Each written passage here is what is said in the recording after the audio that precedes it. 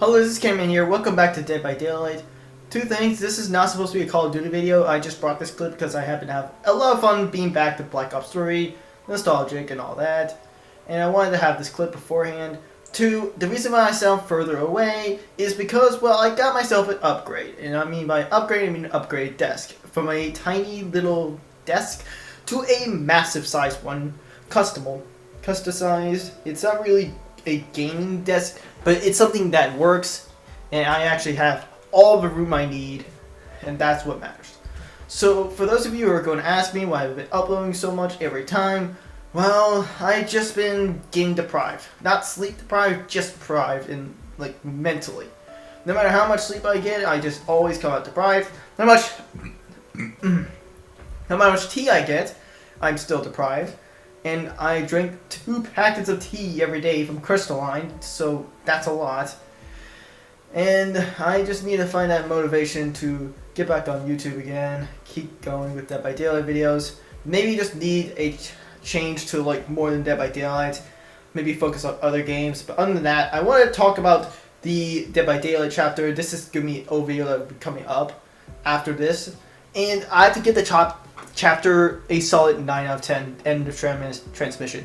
The reason why I say 9 out of 10, like, it's almost perfect. The killer is absolutely horrifying, and I hope I see him in the Dead by Daylight movie with the same voice lines, that they don't change a thing about him. Because he is honestly just the type of killer you want to be scared of just because of his voice lines alone, with AI generated. But the problem with the 9 out of 10 is still the EMP problems, and also with the problem with the map as well. But back on subject, I do hope you enjoy this video, my commentary, and how I think about the chapter entirely. Sorry this is a little out of date. I've been late again because I have been a deprived moron. Let's roll the clip. Really used. Oh, game map, okay.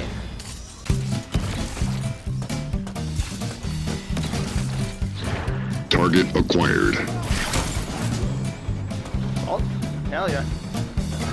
Think about it.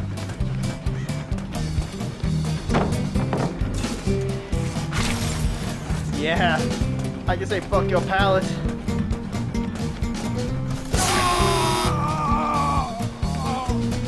Oh, you are done. Oh, buddy. Abstract level of pain. Okay, but when you put someone on hook, that gets rid of the slipstream, so be aware of that.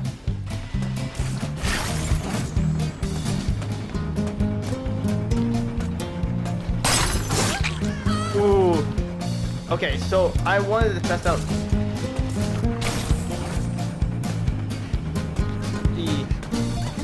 the hubris to see if it works when you. Oh shit.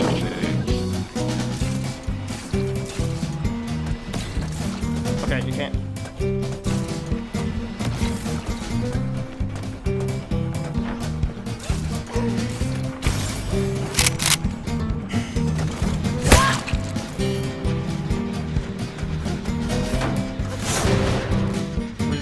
Wrong way to look. Okay, whenever you know there's survivors nearby, don't take the chance of like looking one direction.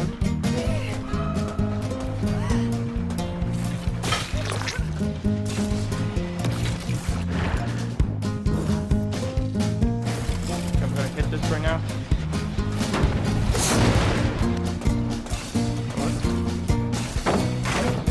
Yep, automatically brakes. And we're not even in hindrance aspect for very long. I guess a short while. Just hesitate.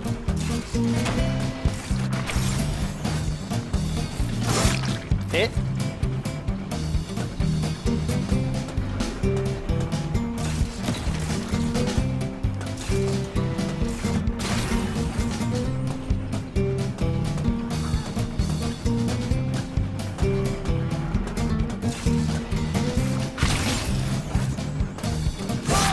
No way you actually tried that. Like, there's nothing they could do either. Because this hindrance aspect, it slows them by like 20%. That is far more than you can get out of compound 33?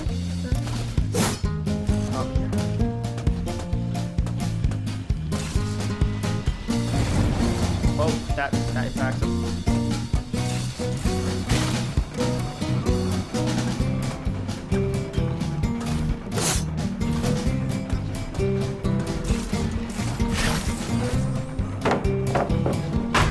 That doesn't matter because I can just basically and he goes down. Oh, never mind. Yep, ignore her. Plus, you can just use it again. It's a slower cooldown. Okay. Yep, get that through. Panic.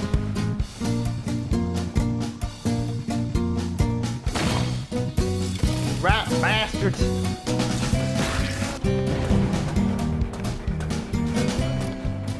Got live.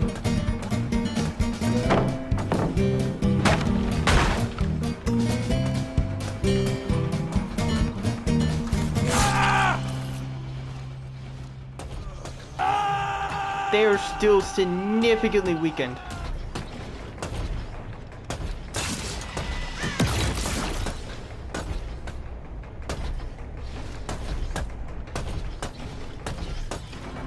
I'm telling you earlier. Damn. I'm gonna injure him. He's a really good killer. Especially on the...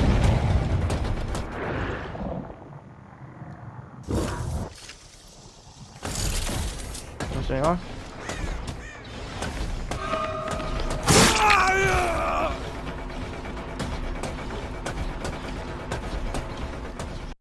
As you can see, he's a really good chase killer. He's not meant to 3-gen at all, not rely on his own tools, but to use them to his own advantage in chase.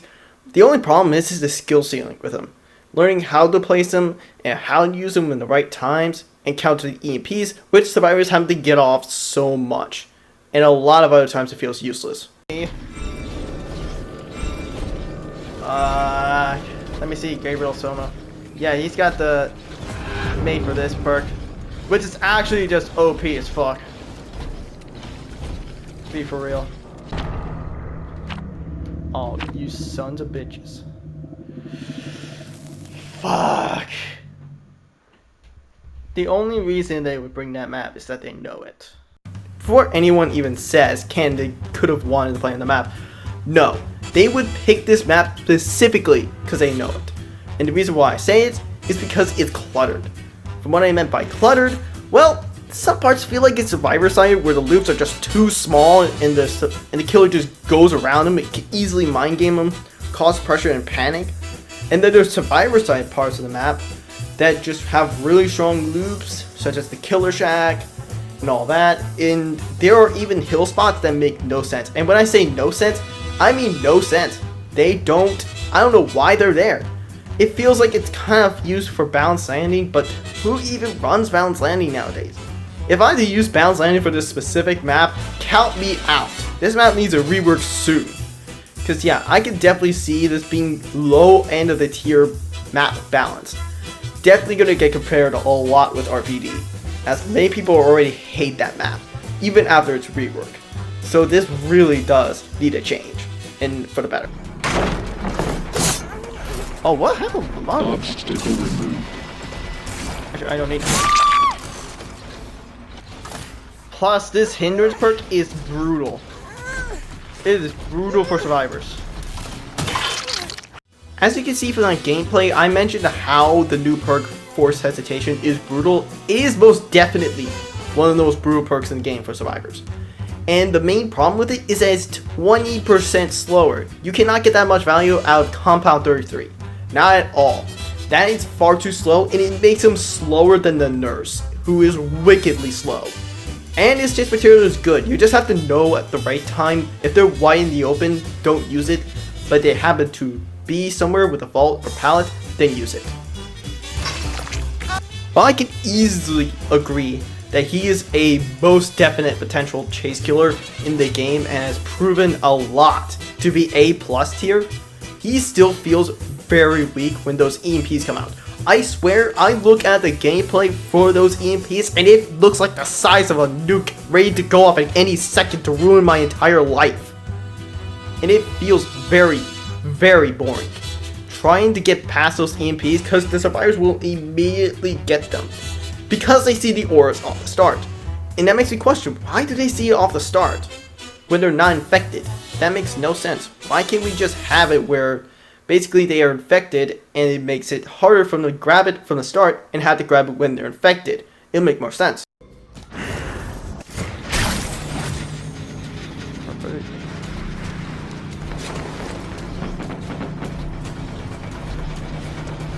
Can't see. Oh, he perfectly timed. He fucking timed that shit perfectly. I just had to be out of context for a second. That Victoria timed that perfectly well. I do not want to be mad. I'm not mad at all.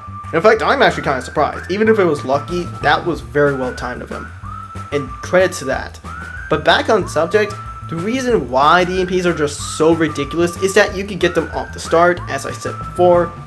And once again, like, why can't we just have the auras shown to survivors when they're infected instead of just showing them off the start? Because I would find survivors with the EMP not even a minute in and just go ahead and ruin my day. It just feels absolutely painful. And the fact that all 4 of them can have an EMP. So this nerf is most definitely needed. Don't get me wrong, the EMPs are incredible. They are most definitely needed for the singularity, for no boring gameplay, nice counterplay, and really just to keep the community at bay. As the Skull Merchant and the Knight, yeah, we can most definitely agree we hate those killers because the lack of counterplay and how much of a 3-gen killer they were. Plus to be focused on the whole chase aspect. Yeah, this is present day canon right now, and I fact-checked this. It was not what I thought it was, but I still think that the idea of making it where only the infected survivors can see it, not the uninfected, would make a lot more sense, and it would be a decent nerf, because I just don't understand the idea why they see it immediately, as it just allows them to promote to grab these EMPs immediately off the start. But I've not played up against the newly nerfed EMPs yet, so we're just going to have to see, and I really do appreciate the 10% hindrance movement speed when they're about to use the EMPs. Plus the nerf on the cases is a decent size as well. And I will play up against that soon. Now to my conclusion. Is the singularity weak? No. Is the EMPs too strong? Yes. The thing is, the singularity slipstreams aren't meant to cause a downside for survivors, but more as if buff up the singularity for chase and all that, ignore pallets, break pallets faster, vault faster. Pretty much it's like the plague, but as if she didn't really had a negative side effect to her vomits, but more as if it gave her a chase potential advantage, which is exactly what was going on with the singularity. The main issue with singularity is that he's not easy to play. I'm not saying blight level of difficulty, that's a whole other scale, especially when it comes to hillbilly being the most hardest killer. But it still includes that singularity is a hard killer, even though he is a very strong killer. So for those of you who are wanting to get off the bat good with singularity but end up struggling with him, just remember, he is a very high skill-based killer. He's not simple at all. So that will be it for this video. Next video I'll be focused on Gabriel Soma if I can. I can't ignore his perks either. Even though I'm a killer main, I actually just want to play him because I see the amount of power in his perks. Made for this a very good looping perk. Troubleshoot, a very good looping perk as well. Also keeping at bay, not to destroy your whole team type way. And Scavenger, I still think is just too strong. And there's going to be a good reason why, as if you really think about it, and I mean really think about it, brand new parts is still going to be a problem, because the add-ons do not go away. And that is it. That's pretty much the entire video, and I have wasted so much time playing other games that it is not even funny. I should have released this video a while back, so I really do hope you enjoyed this. Please like and subscribe, and I'll see y'all in the next video. Bye!